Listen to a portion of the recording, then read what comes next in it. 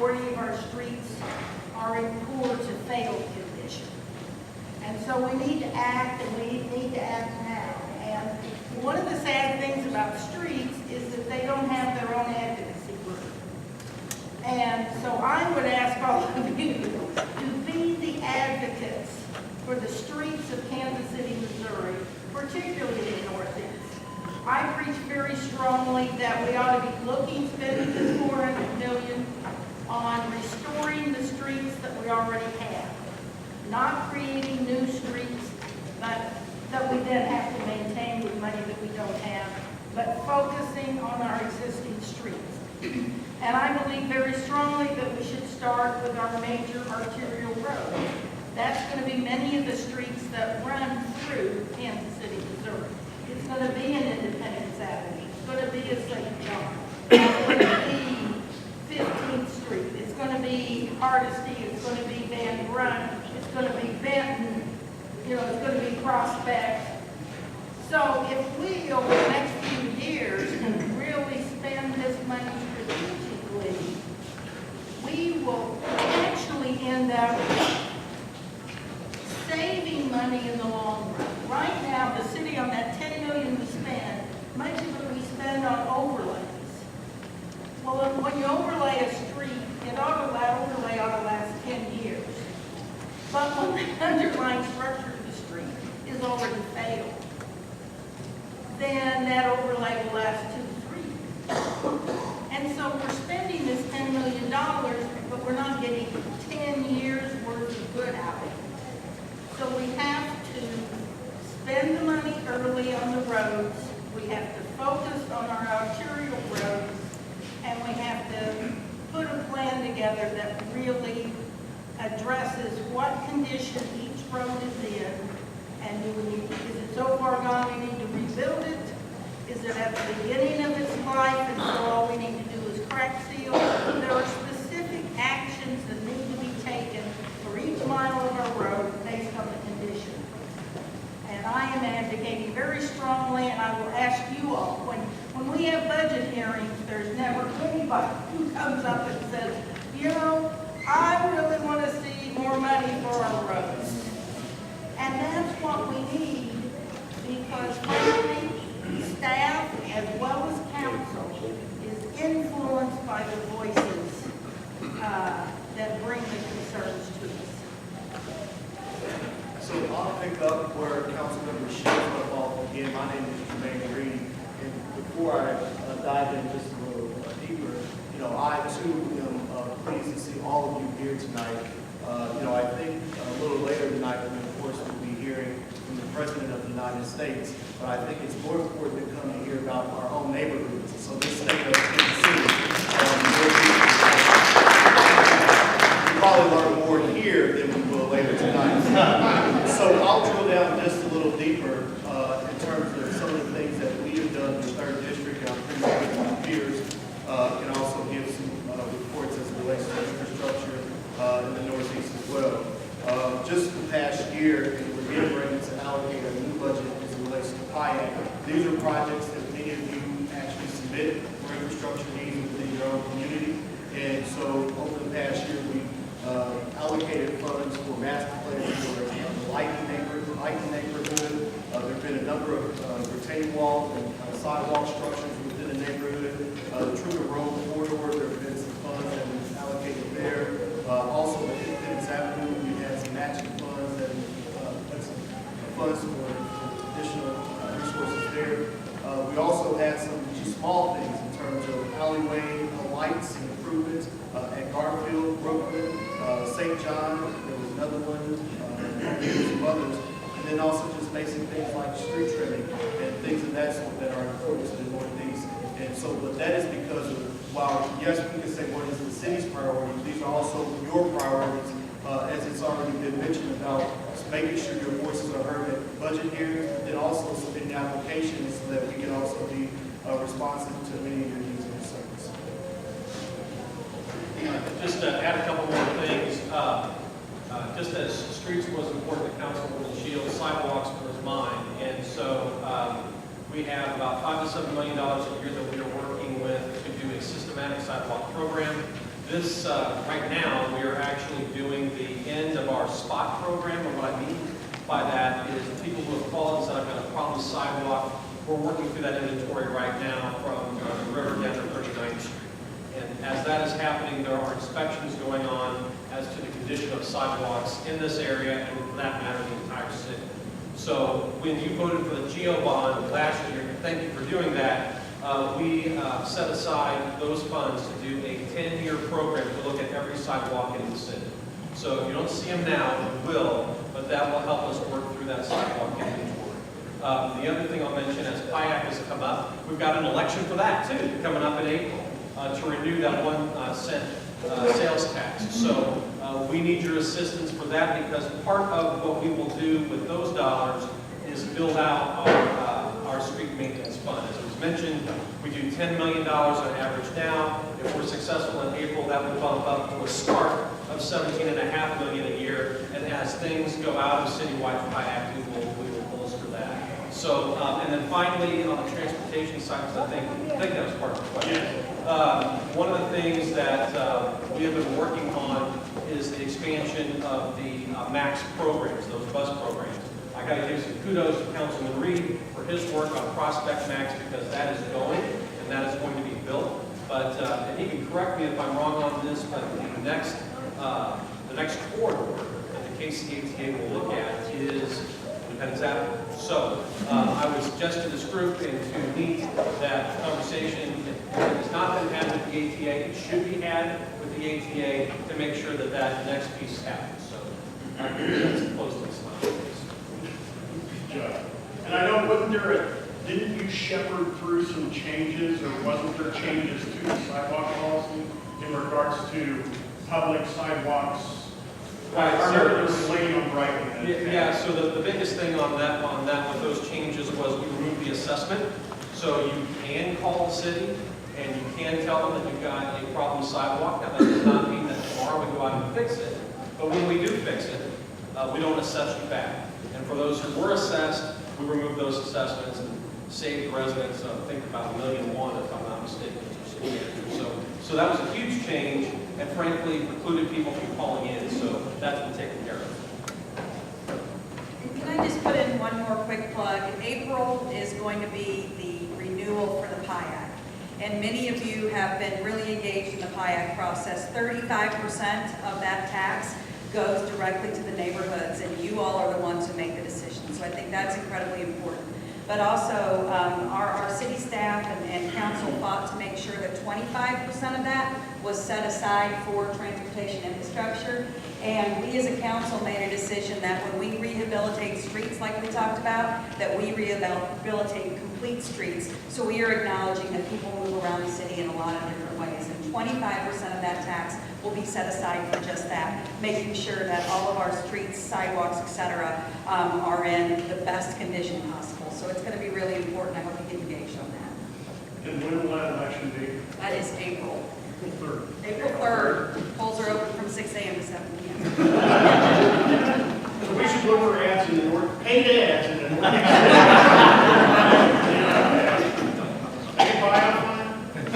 Okay, see it, and I'm under time constraints, so I just want to throw a housing question in here, and I'll throw this open to anybody that would like to address it. And a couple of them address the same thing. What can the city do to reduce homelessness in the region and protect families at risk for homelessness, and also to work with residents to ensure recreation for the community and to prevent gentrification?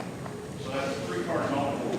Well, I'll start, and when I get some stuff wrong, I know somebody will pop up and address it. First of all, already lost. I did want to address one thing in that last question, how's it going to be addressed here? Somebody else asked about health care, which is actually really important. I had a good chat with our Director of Public Health, and it's sometimes unusual in these forums to actually compliment the city and what our staff is doing, city manager and others.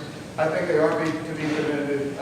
In the Public Health Department, there are investments and relationships, not just from the department, but also places like Samuel Run Center, Truman Medical Center, to help out with things like childhood immunization, investments in mental health treatment, and actually trying to make sure that as we have issues that are arising in the community, we're actually addressing. You may know there's an influenza increase, right, trying to make sure that we're fighting those sorts of things. So there's real investment there, and I think they're doing a fine job, but we continue to try to find more ways that we can actually make it easier for folks in neighborhoods to actually get access to health care without having to go to the hospital, without using the emergency room. And you see a lot of that done at the local level, while the state of Missouri continues, I think, to not invest in that in the way that they want. One other point on health care, and trust you, I'll talk about housing. Our health department is fantastic at getting grants. Frankly, our police department is too. We were talking about how we're actually spending tax dollars efficiently. Grant funding and grant support helps us have a lot of these wonderful programs. And we'll continue to work on those efforts. As for housing, a few different ways to address the housing question. I'll first talk about affordable housing, and I think the issue might be this. We want to create both quantity and quality. And so on the quantity question, there's this general idea that for working class folks, and I grew up in rental housing. As third district people talk about this with some frequency sometimes. We experience different housing conditions as we grew up. And frankly, I want to make sure that children don't find themselves in a motel or homeless or any other things that some of us do. So how do we address that? The first thing that we have to make sure we're investing in is that we have stable, quality housing and a good amount of it. So what do we do? Something that this council supported last week, and I'm excited about that, passed unanimously, was that we could give further sales tax abatements to new projects that have a percentage set aside for affordable housing. That gets us at least a bit of an answer, while not all of it, but that's a start.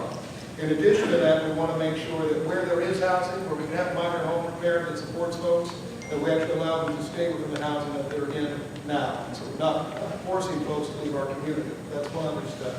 In terms of homelessness, that's an issue, and the Mayor Pro Tem may speak on that even further, that we spend a lot of time working on. Not just with veterans homelessness, although we certainly addressed that issue, and I think done a strong job of it, but also making sure that the city is investing in facilities that provide housing, transitional housing for folks, working with the Housing Authority of Kansas City to make sure that we're investing in projects, including here in the Northeast, actually, to make that sort of housing available.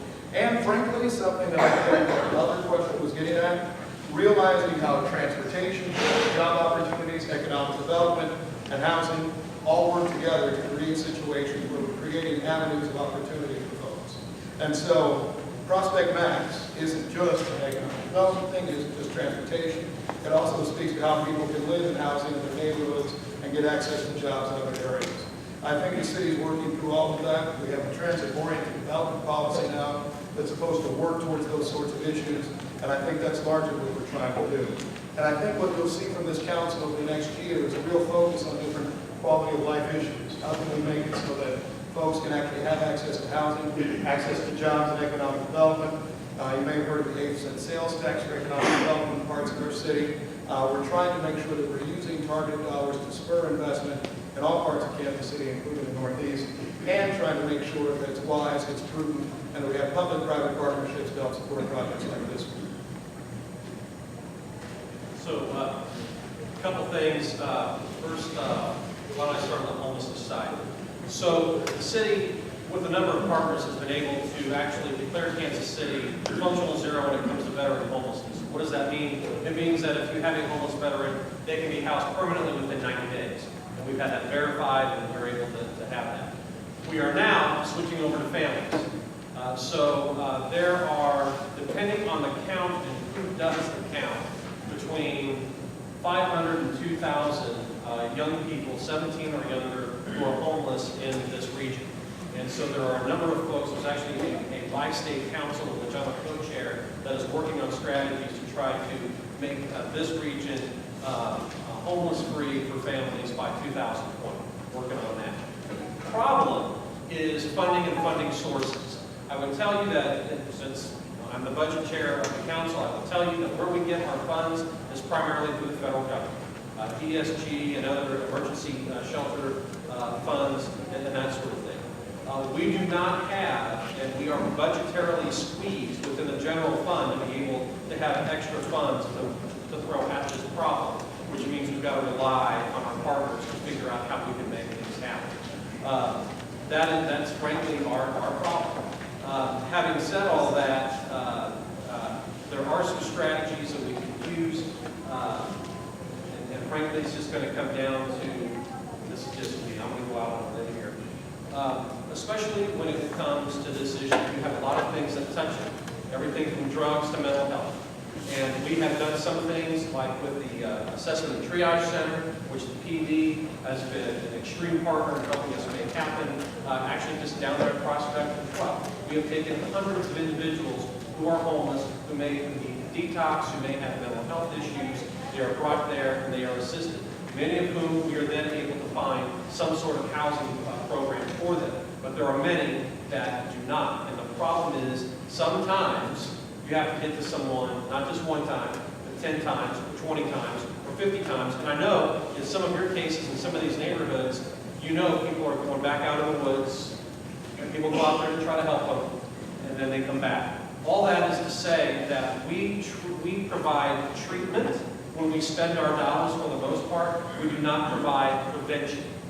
And so what I would suggest to all of you as we have budget hearings, or we're actually going to have one at Villa Guadalupe here in just a couple of months, part of what we need people to say is prevention is just as important. And especially when we have our health levy dollars, we're trying to figure out how to spend those dollars. It is prevention that needs to come through as part of the message to the council and everyone else. That might provide an opportunity for us to spend some money in some different ways and maybe help some of these issues that are here. Anybody else want to jump in on this? Chief Smith, Gene England, homeless? You know, we work with that. We work in that realm. We will continue to welcome. You know, we have Sheffield Place in our backyard here that does a wonderful job transitioning homeless mothers and children to sustainable housing. So there are good programs out there that are effective. I think we need to follow models that work well. I think we have them in the city. I think the councilman is right. We are limited by some funds.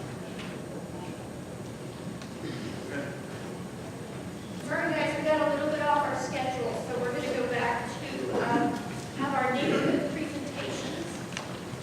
And I'm going to start with adding Laura Remy, who represents the Independence Neighborhood Council.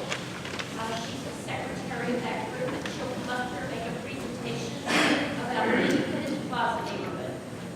Before she does, I just want to apologize. I have another meeting where I am speaking at 7:30. So I appreciate the opportunity to spend this time with you, but I'm in the same position. Thanks for coming. thank you all.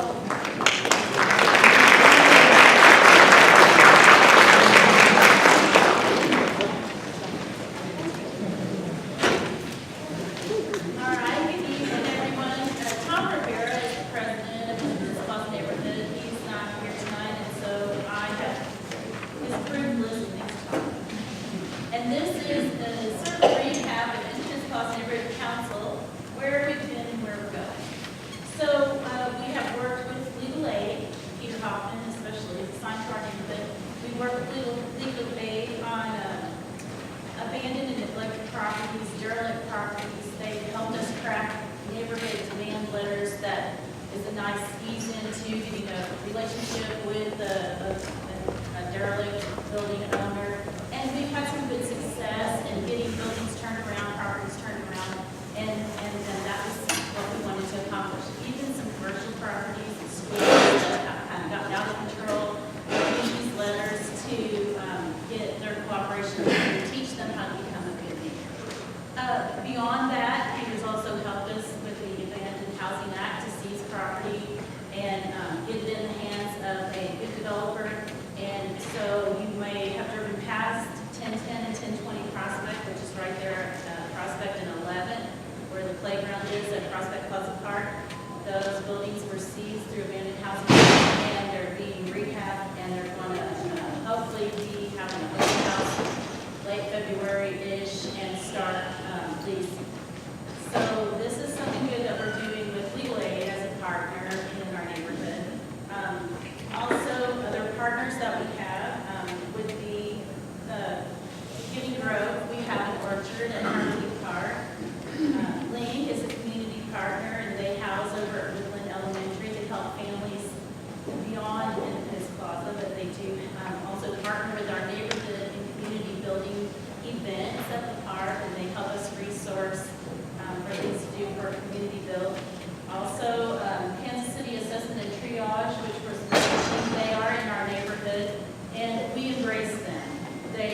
out to us when they were looking at that building and going to kick off, and we embraced them as a resource for doing good in our entire community, because a lot of neighborhoods, they've gotten some feedback from some neighborhoods, and they say, we don't want them here, we don't want you here, we don't want you doing housing or mental illness clients that we have, but really, they're already in our neighborhoods.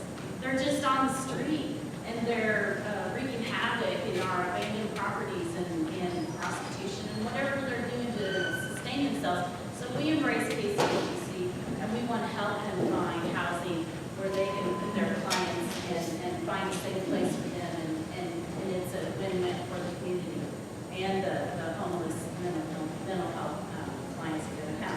Also, the Salvation Army is a community partner for all of historic Northeast, including all of Kansas City. And through our support and partnering with Salvation Army, they did a Hope Works survey. And they got 150 responses to the Hope Works survey just from historic Northeast. And because of that, look what's happened. They have received millions of dollars in funding so that they are going to demo the building that they're in right now at 9th and Bellefontaine.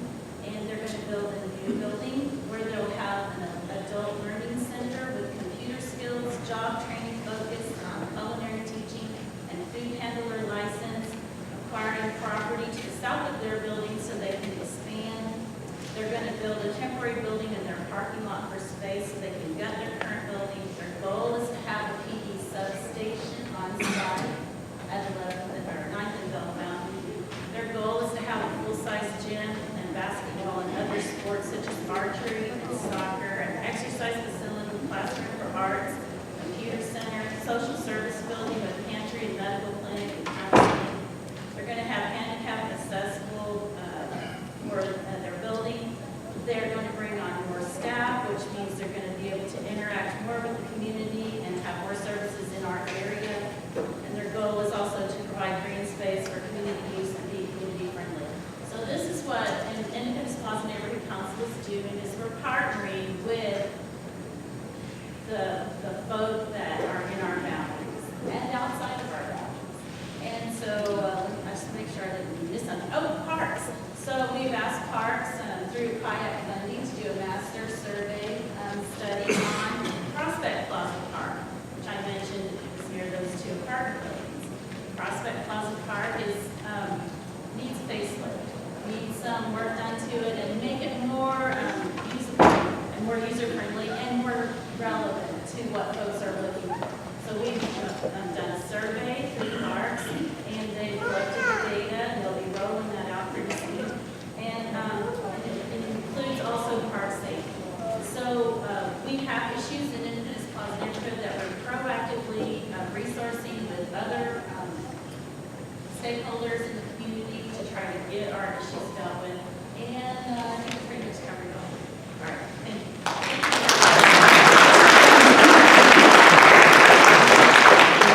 That's great, thank you, Laura. Next up, we have the Indian Mountain Neighborhood Association. It's a tag team presentation, a little different, all 5 of the boards up here. And I'll let them get started.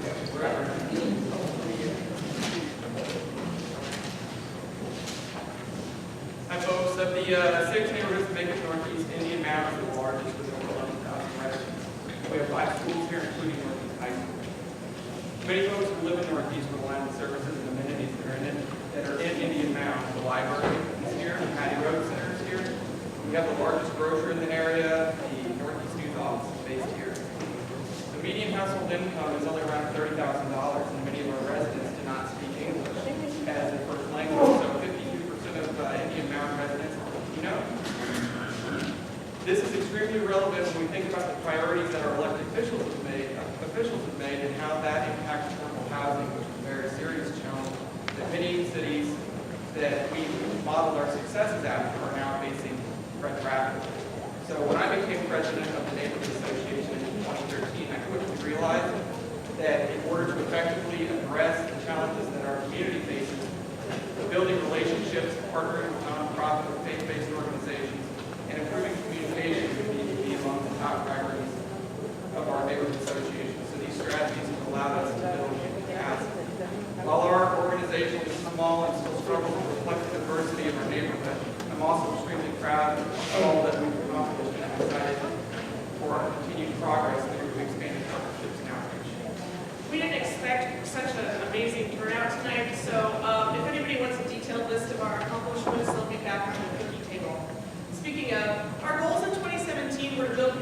we spread the word about who we are and what we do and forge partnerships. We succeeded on all fronts, doubling our average monthly meeting attendance and dues and recruiting members to our Parks Committee and Events Committee. We successfully wrote grants to host events in the community and to pay for community garden improvements and printing. We hit the pavement and met our neighbors at cleanups, at events, and at their own front doors, handing out newsletters, infographics, and information about safety and available resources. We are proud to have partnered this year with so many organizations, including NEAT, Matty Rose, Legal Aid, Soccer for Success, Likens Neighborhood, Life Connection Church, Casey Library, Lakeside Nature Center, Ad Hoc, Independence Avenue SID, Mexican Consulate, FBI, KCFD, Legal Women Voters, and of course, KCPD. Probably a good one. Yeah, I probably was. At our January general meeting, we brainstormed ideas and issues in the intention of selecting 3 themes to target in 2018, and it was exciting to hear that our residents desire to further the work that we started in 2017. Our first goal for 2018 is increasing engagement with youth. With the help of our wonderful Mayor Flora Vista Ramirez, where she is, we've made inroads at Northeast High School, and we're working to establish regular volunteer opportunities so students can complete their mandatory community service here in their own neighborhood. We'll also closely work with other community partners that Donna mentioned, including Matty Road Center, the Public Library, and Soccer for Success, to provide programming and our younger residents will active. Our second goal is to improve communication in everything we do. We need to meet our residents where they are by thinking beyond Facebook as our primary mode of communication. We need to build closer relationships with churches, mosques, and other faith-based organizations to make sure that all of our neighbors feel welcome. We also need to work closer with our other Northeast neighborhoods to solve problems that span all of our boundaries. And our third goal is to expand our Block Watch beyond digital. We've had great success with our Block Watch groups, but we've only hit a small slice of our residents. Along with taking communication beyond the internet, we need to include more flyering, canvassing, and phone trees, and we need to empower our residents to get to know their neighbors and to outreach. I can do the fun part, the ask, send, wishes from neighborhood association. So in terms of increasing engagement, we'd like for continued and increased funding to support community resources like our parks, nonprofit organizations, setting up programming within them, PIAC funds, supporting neighborhood priorities. When it comes to improving communication, we would like proactive communication about projects and updates ongoing with our community, like the airport, GeoBond, streetcar, bus expansion lines. We want less attention on pet projects that we haven't asked for and more focus on challenging issues like adaptive housing, rising water bills, and real solutions on crime. We don't want to hear just want to hear from you during the election season, although this is an election. We want to see you and attend. We want to see you at our community events just for no other reason than your presence as well. When it comes to crime prevention, we want you to continue to support funding for trash pickups, blue bag programs the city provides for us. We want you to help us find solutions to save our declining housing stock. Instead of focusing on demolition, focus on preservation and reinvestment. We want you all to support us by ensuring that when a highly used and visible shelter house burns down in our park, the city would ensure that it's swiftly rebuilt instead of simply relying on PIAC funding that shouldn't focus on maintenance and infrastructure repair. This program was designed not simply as a budget supplement to city departments, but to identify and fund special projects that weren't city priorities. I'm not going to say that. I think my soapbox is made. We need to address violent crime at its root cause, finding solutions to address poverty within our community as opposed to simply chasing our tails and accepting excuses like being in jail or having a gun restriction or stay. We all welcome Representative Burnett as well as Senator Rizzo to our Indian Mountain meetings. We'd like to see them both attend one to hear legislative priorities that they may have and how they came to those priorities. We'd also like to hear more opposition to core policies like right to work, elimination of higher and secondary funding, and protection of other communities like our I'm just going to end by saying thank you to Marion Northeast Alliance Together for putting together the panel today, and thank you panelists for attending. We hope to continue this conversation after tonight, and specifically hope that our 4th District Councilman, Billy Justice, can find us afterwards to maybe schedule a meeting later in March or April, and we can talk about how we can collaborate more together.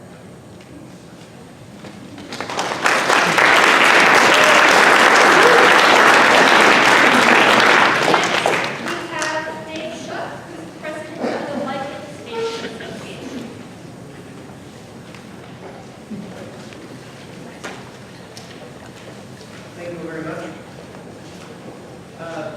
Lincoln's neighborhood has made some great strides this year. We have a long way to go. We were lucky enough to get the Neighborhood Rising grant, and we put that money to good use. We built a new website, designed door hangers and yard signs, both in Spanish and in English, to try to increase our visibility. We had an event like this Square Park that was partnered with the library, chamber, CID, police department, and of course me. The Gibby Grove Orchard that is located in that park is going through its third year. Students start to bear fruit. We also worked with events at Leo's Coffee and with the Indian Mountain Neighborhood Association, both to great success. We're growing our neighborhood association meeting attendance and are building better relationships with both Whittier School and the rest of the Northeast. We're grateful to have urban farming guys in Lycans, and they continue to make great improvements to the neighborhood. They opened up their makerspace down on 12th Street and started to have some classes, and they also completed a very large greenhouse project. All that is fantastic. We're attracting new businesses like Sealmaster, who are committed to being a partner with us. There's been a lot of interest by developers in renovating the abandoned buildings and building new homes to the numerous vacant lots that are that pockmark our entire neighborhood. We do have serious issues. Crime, poverty, and violence affect the lives of all of our residents every single day. Illegal dumping and lack of transportation leave us looking like a wasteland to the rest of the city. Gunshots can be heard every single night, and most of them go unreported to the police because they're so commonplace that no one is shocked when they hear them anymore. Lycans has partnered with several powerful organizations to do a comprehensive neighborhood plan. It's going to focus on the development of a framework to help us guide our organization's conversations, such as renovations and infill projects, so that they align with Lycans' vision and goal for the future. Thank you very much.